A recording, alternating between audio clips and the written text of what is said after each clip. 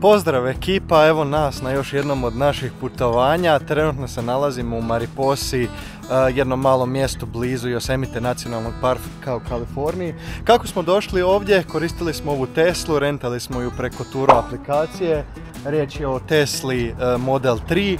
I razmišljao sam da li da napravim ovakav video, pošto volim tehnologiju, inače studiram informatiku, a volim i putovanja, pa hajde reko možda bi bilo zanimljivo snimiti ovakav video.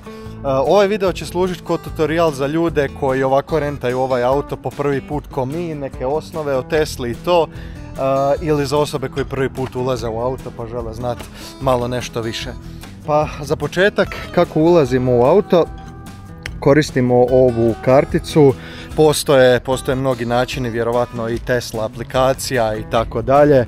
Ne znam sve detalje, a inače da vam pokažem Tesla kako izgleda. Morate priznati da lijepo izgleda. Zanemarite to što je možda malkice prljava, sad smo upravo došli iz nacionalnog parka. Ali da, to je Tesla Model 3. Onako lijepo izgleda, barem ako se mene pita. Ko prava limuzina. Uglavnom, kako se ulazi u auto, koristim ovu karticu. Kao što vidite, nije evidentno, to jest ne vidi se, nije očito gdje ovoga se otključava. Karticu prislonite ovdje i on se otključa, otvori retrovizore. Druga prepreka, kako otvoriti vrata. Ovako, znači ovu stranu pritisnemo prema unutra i ovu stranu prema van. I sad smo unutra, u Tesli. Ok, evo nas unutra u samom autu. Prije nego što krenete vožnju, ova kartica ide ovdje, da on zna da je vozač unutra. Inače mislim da je karticu dovoljno samo tapnut ovdje, to je prisloniti, ali ja ju ostavim reda radi. Kako nam izgleda Tesla? Ovako, ajmo prvo pokazati, naravno ovo je za zaključavanje. Pošto Tesla nema motora ispred, možete otvoriti ovaj prednji dio na ovaj način. Isto tako i zadnji dio možete otvoriti preko ovog dashboarda. Ok, sad je otvoren. I to mislim da se odmah digo gore. Ajde, sad ćemo baš vidjeti to kako izgleda. Ok, ajmo prvo s prednjim, pošto je to nešto jedinstveno za Teslu. Ok, ovo je mjesto za prtljagu, nema ga baš puno, ali možete iskoristiti za neke stvari, što da nekad je već tu. Ok, tako, zatvoreno. I stražni prtljažnik izgleda ovako. Isto podosta veliko, ima dosta mjesta za staviti stvari unutra, tako da je to super. Preko tipkice se zatvara. A inače možete ga otvoriti na klasičan način, ovako, preko samo dići, dok je auto naravno otključan. Ok, ajmo se vratiti nazad unutra, da pokažemo zašto je Tesla toliko posebna po tim nekim stvarima. Kao što vidite, čitava prednja ploča je prazna, onako ima čisto osjećaj kad uđete u njega. Ok, ajde da vidimo od čega da krenemo. Šta će vam biti najbitnije? Kao prvo, znak za bateriju. Vidimo trenutno da je 99% napunjena, ili ti ga možemo voziti oko 257 milja s njom. Naravno u Americi smo pa oni koriste milje. Inače ako vas to zanima za promijeniti, idete ovdje na ovaj mali znak autića i ajmo proći kraj nekih stvari. Svjetla obično ostavim na automatska, isto kao i duga svjetla. Ovo će vam vjerovatno biti pametno nekad koristite za preklopiti same retrovizore, ista stvar vratiti nazad, ista stvar znači za same prozore. Ovo je za brisače naprijed.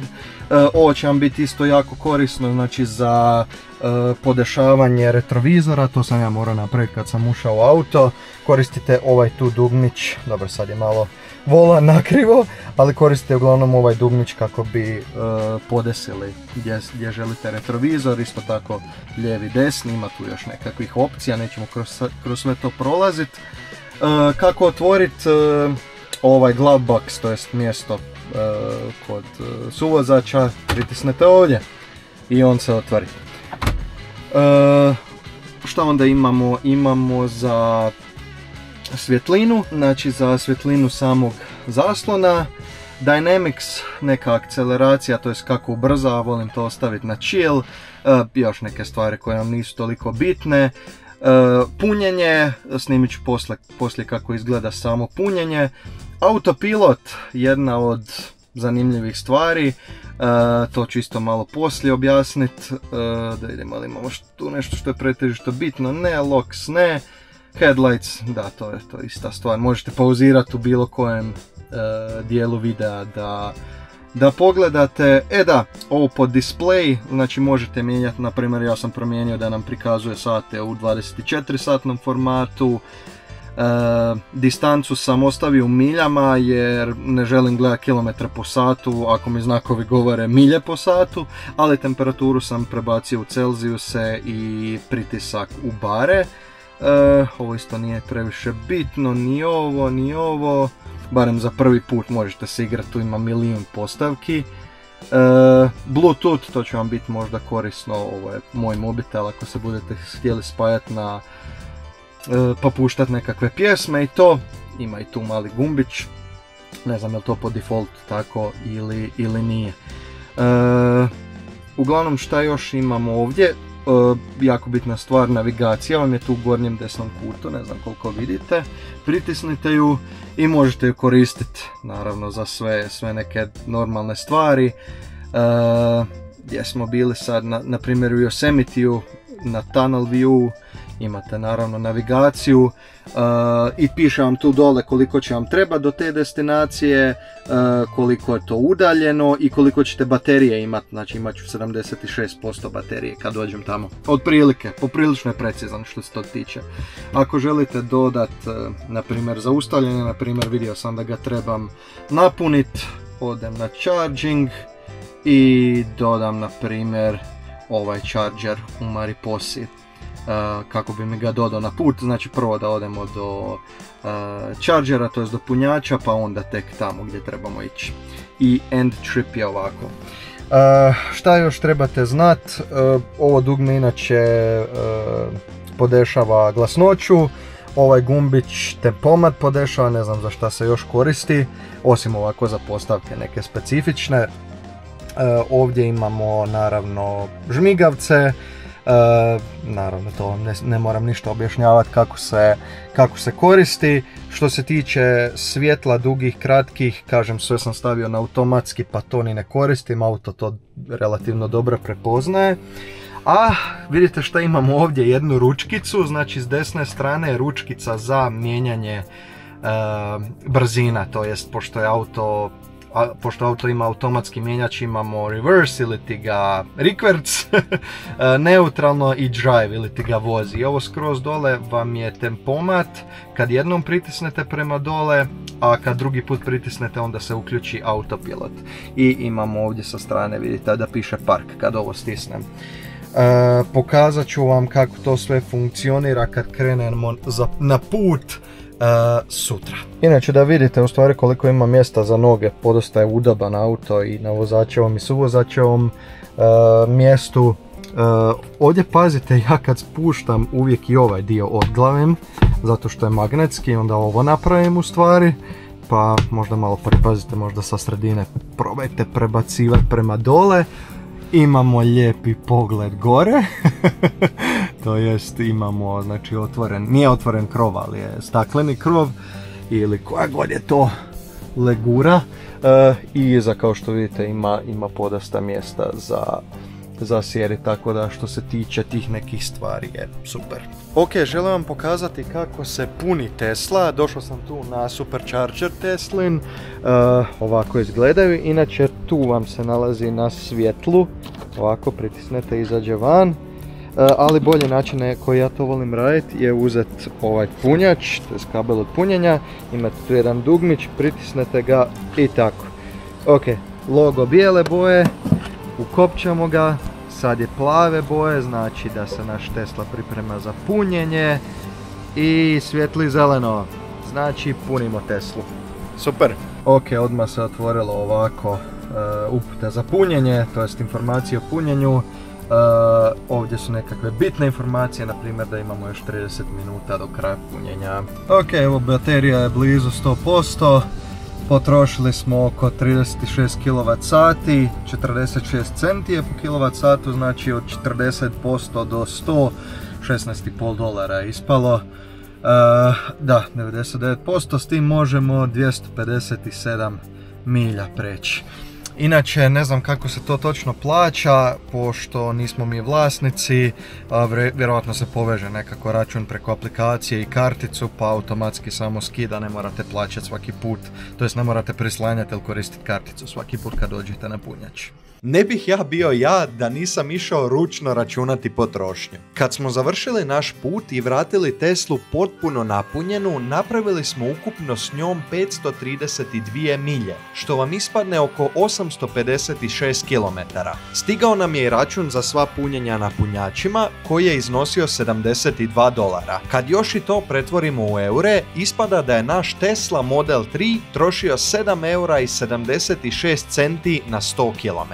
Ovo su naravno američki standardi i cijene, ali uzmimo za usporedbu dizelski motor koji troši 6,5 litara u prosjeku i trenutnu cijenu dizela u Hrvatskoj koja iznosi €1,35. Potrošnja takvog motora je €8,78, što je više od eura skuplje od naše Tesle. Ok ljudi, spremni smo za put, sjeli smo u auto, kraj mene je moja Emily koja će vam malo uljepšati svaki kadar koliko je budete vidjeli.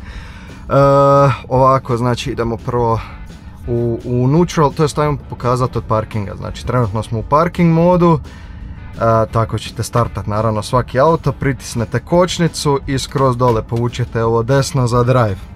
I kad otpustite kočnicu, auto neće odmah krenut vozit ko većina automatika, nego morate pritisnut papučicu gasa. Ajde vam prvo pokažem, idemo tu na lijevo.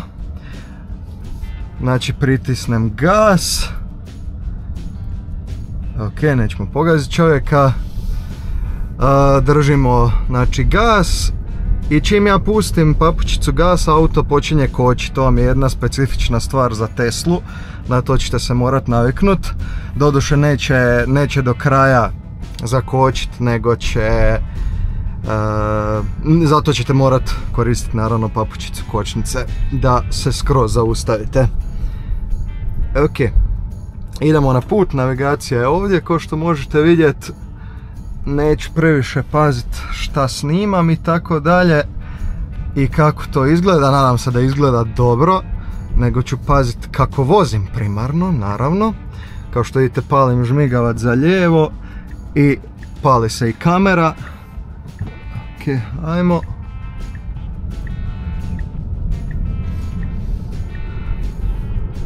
Vozi Miško.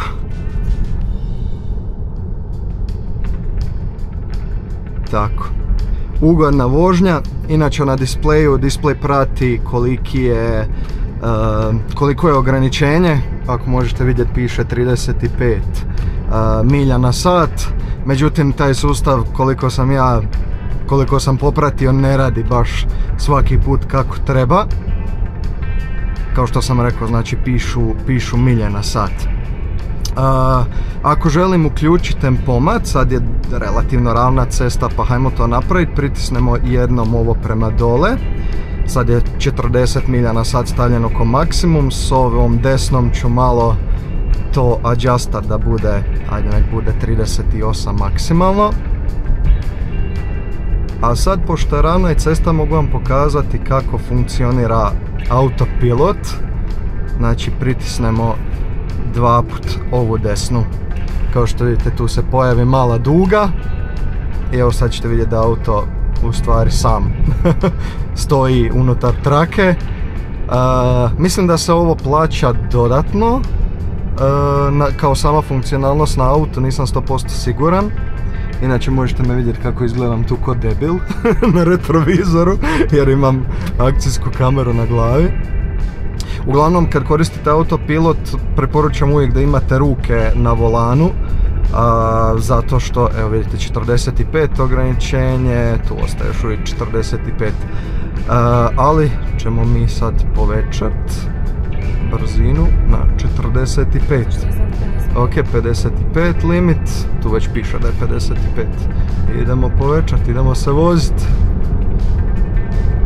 Autopilot je još uvijek uključen. Tako, ostaje unutar trake, ovo sve auto radi, znači ja ništa ne radim. Tu sam ja sad malo ručno prikočio, jer je zavoj, zato kažem uvijek imajte spremne ruke da možete odreagirati.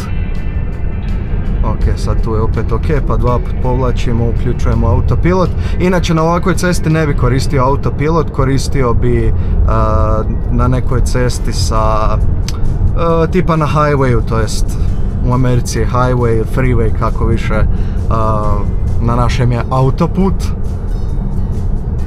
Ali evo, uključio sam ga ovdje samo da vidite kako to izgleda. Inače, ako je auto ispred mene, znači ja sam postavio maksimalnu brzinu trenutno. Evo sad me pita apply slight turning force, znači malo da... Ok, vidite zašto kažem da treba uvijek imati ruke na volanu. Znači, kad je otkazao sad autopilot, tempomat je još uvijek uključen. Tražio me inače na zaslonu da malo okrenem volan kako bi vidio da sam još uvijek prisutan za autom. To sam napravio, međutim izgleda da sam malo previše napravio, previše ga zakrenuo. Tako da uvijek ruke ovdje, ako je neki auto ispred vas, inače autopilot će funkcionirati kod tempomat u smislu da će voziti prema toj brzini, znači ako ide neki zavoj gdje treba prikočiti malo, evo, apply slight turning force, znači malo ga samo pomaknut, ali sad mi opet otkazao, znači da sam prejako opet to napravio. Nema veze. Da, ako je auto ispred vas, prilagodit će tu brzinu, znači auta koji je ispred vas, ali u zavojima gdje treba usporiti, neće usporiti, neće prikočiti. Zato kažem, na ovakvoj cesti ga ja inače... To nemoj testirati dok sam ja u auto. Da, na ovakvoj cesti ga inače ne bi koristio. Evo opet apply slight turning force, znači samo malo sam ga sad pomaknuo i sad je ok. Ostaje još uvijek na autopilotu, kao što možete vidjeti. Tu je još uvijek duga, ne znam zašto je duga, ali ko duga su ju napravili. Inače, sad je muzika ugašena, to je pjesme, zato što, evo sad me opet traži apply slight turning force. Ja ću malo samo pritisnuti kočnicu da mi njega izgasimo i da ja mogu sad voziti ko normalna osoba na ovoj cesti. Evo vidite sad kad smo na autocesti, sad je dobro koristiti ovaj autopilot da ne morate umarati nogu i tako dalje. Pogledajte, autocesta ima 3 traka. 3 trake u stvari. I to je malo u stvari kad imaju samo 3 trake. Inače ih imaju oko 7-8. A nije, zavisi stvarno od mjesta do mjesta, ali da. Demonstrirao sam kako to funkcionira uglavnom. I sad nastavljamo dalje na put. Da, rekao sam pjesme su ugašene zbog copyrighta na YouTube-u, stavit ću neku pozadinsku glazbu. Sad pak malo vozim prebrzo. Znači evo vidite tu zelenu traku, čim sam pustio papučicu gasa, zelena traka je ovdje otišla prema dole, to znači da auto koči, ali samim tim kočenjem auto i koristi tu energiju kočenja kako bi prebacio još energije u bateriju, tako da se i na taj način malo, zmija na cesti. Isus te, kako se gmizala. Ne znam jeste ju vidjeli. Uglavnom da. Tako vam izgleda vožnja Teslom. Ok, sad tu moramo ići lijevo. Ok, ovdje idemo lijevo. Znači ništa ne kočim sad, samo sam otpustio papučicu gasa da prilagodim brzinu. I skrećemo. Speed limit 35, da idemo, će detektirati ovdje. Je, detektirao je. Kažem, inače to ne radi baš super svaki put, pa pratite cestu, nemojte se oslanjati samo na ovo. Auto je fora i super je što se tiče tehnologije tih nekih stvari, ali naravno morate voziti ko čovjek, ne možete prepustiti auto da vozi za vas. Nije ovo vajmo. Inače, vjerojatno ste već pogledali video kako smo se vozili u San Francisco s autonomnim autom. To nije ovo, Tesla nije autonoman auto. Ako niste pogledali, bit će vam negdje u gornjem desnom kutu, pa obavezno pogledajte taj video, jer je baš fora. Ok, end speed limit 35, znači 55, vozimo na otvorenoj nenaseljenoj cesti. Inače, fora i ovaj tu display, vidite točno gdje se auto nalazi u traci, detektira isto razne stvari, poput pješaka, auta iza vas. Evo vidite, opet sam otpustio samo gas i auto koči automatski. Mislim, fora stvar, možete ga u stvari, možete ovako u nekakvoj otvorenoj vožnji koristiti samo papučicu gasa i za dodavat gas i za kočenje.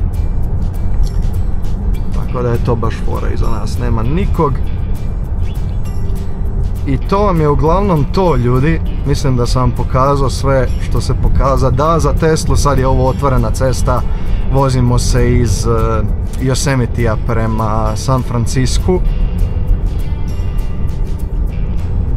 Biće ovo duga vožnja, možda nekih 3,5 sata, s tim da ćemo se zaustavljati. Ako je to dugo, nas svega ostalo, šta ćemo morati. Da, u Americi je vožnja 3 sata ništa, ono, to je doslovno za dobro jutro. Tako da ovo vam je sve sad ovakva cesta, ništa posebno, tako da ću tu zaustaviti snimanje. Nadam se da vam se svidio video. Ako jest, ostavite like, ostavite i komentar, recite mi šta mislite o Tesli i o samom načinu vožnje i svega. Kažem, jedina problematika kod Tesle je to punjenje. Auto, znači, koliko smo rekli jučer, 260 milja je mogao, znači, preći na punom rezervaru, znači nešto ispod 400 km prije nego što se treba punit. Tako da je to, znači, nije ovako za nekakav duži road trip ili tako nešto, jer ćete ga trebati puniti često. Ali ovako, što se tiče auta, što se tiče ergonomije vožnje, samog ugođaja u autu i takvih stvari, auto je stvarno top što se toga tiče. Imate neke značajke što drugi auti nemaju i fore. Inače, kad se vozimo ovako, ja sam baš mi komentirao jučer, kad se vozite ovako uopće nemate osjećaj da ste u Tesli, da ste u električnom autu, znači čujete sve zvukove ceste, glazba kad svira u autu, ista stvar. Jedino naravno drugi ne čuju toliko auto. Čuje se baterija i kad auto daje gas, ali nije naravno ko motor na unutarnje izgaranje. Tako da, što se toga tiče, da, ostavite komentar da čujem šta mislite o samom ovome. Ako vam se svidio video i pretplatite se na kanal, puno bi nam to značilo.